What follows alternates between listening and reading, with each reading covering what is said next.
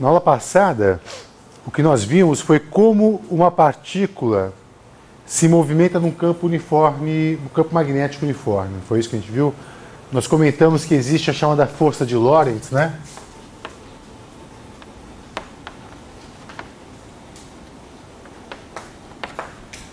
Que é a força que uma partícula sofre quando está sob a ação de um campo elétrico e magnético, e a expressão da força é F igual a QE, que é a parte elétrica, mais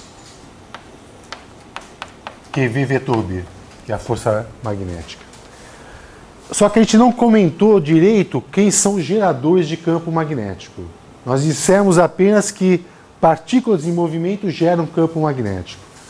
Hoje eu quero comentar isso, eu quero dizer como é que você calcula o campo magnético gerado por partículas em movimento. Tanto correntes elétricas estacionárias quanto partículas propriamente ditas em movimento. Tá? Então, a lei de Biot-Savart, na verdade, é o análogo da lei de Coulomb. De uma certa forma, a lei de Coulomb permite você calcular o campo elétrico gerado por cargas e distribuições de cargas, não? O que a lei de Biot-Savart fala é que, dado uma distribuição de corrente estacionária, na verdade, a definição de corrente estacionária é essa aqui, ó. A divergência de J igual a zero. Tá? Então, eu vou estar falando o tempo todo de correntes estacionárias. Você lembra da equação da continuidade?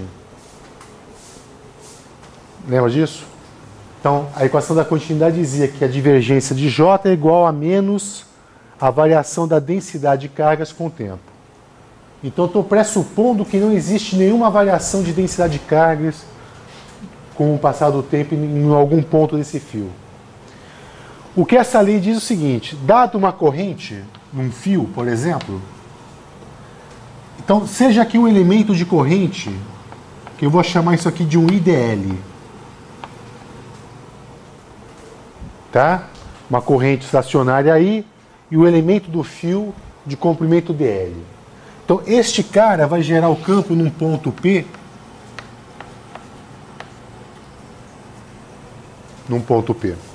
Eu vou indexar a posição desse elemento com R' e vou indexar a posição do ponto onde eu calculo o campo por R. Então, o dB, quer dizer, o elemento de campo gerado por este elemento de corrente, vou chamar isso de um dB, isso vai ser igual ao μ0 sobre 4π, que é uma constante basicamente associada ao meio, vezes IDL, vetor R menos R' sobre o módulo de R menos R' ao cubo.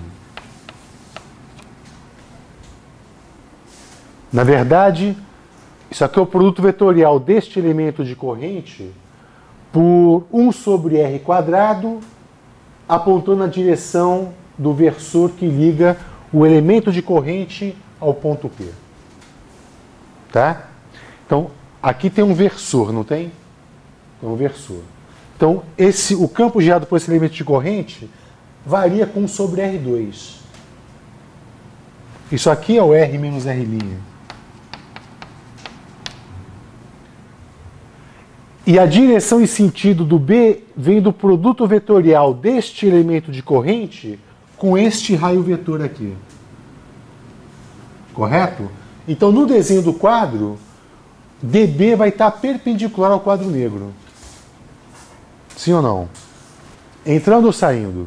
Se você fizer dl vetor R menos R', ele vai estar saindo. Né? Então, eu vou ter um campo B aqui, representado dessa forma aqui. É claro que se aqui, por exemplo, o fio está no plano, todas as contribuições do campo B estará perpendicular ao plano do quadro negro. Mas eu posso ter um fio retorcido. Não é? A coisa é complicada, mas é assim que se faz. E o campo total, o B no ponto R, deixa eu colocar mais para cá, né? Então B em R, isso aqui vai ser igual a μ0 sobre 4π Em se tratando de um fio com corrente estacionária, este cara aqui é uma constante, o I.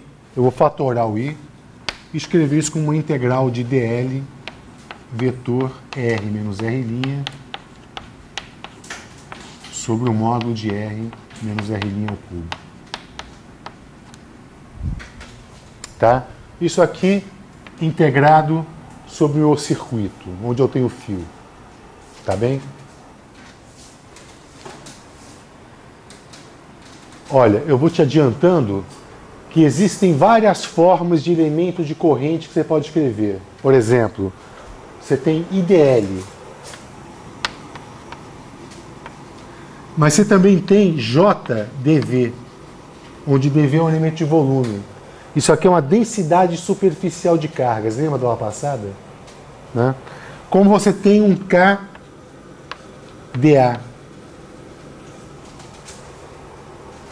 Essa aqui é uma densidade superficial de correntes. Como você tem, por exemplo, para uma carga pontual, você pode escrever isso aqui como sendo um dq vezes a velocidade v. Todos esses caras aqui são formas diferentes de escrever elementos de corrente que geram campos magnéticos.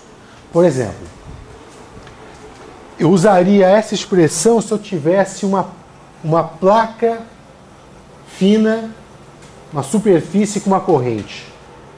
Aí eu quero calcular o campo magnético usando a lei de Biot-Savart. Eu usaria essa expressão se eu tenho um elemento de volume, um volume, onde eu tenho várias correntes ali circulando, por exemplo. Tá? E fios, uma expressão como essa aqui. E cargas pontiformes em movimento, eu usaria uma expressão como essa aqui. Tá? Eu vou discutir daqui a pouco pelo menos duas delas. Tá? Então, essa aqui, a lei de Biot-Savart, é uma lei, ela é empírica, e assim como a lei de Coulomb, ela não sai de meus princípios, ela já vem pronta. Talvez você possa inferir ela a partir da lei de Coulomb e da relatividade.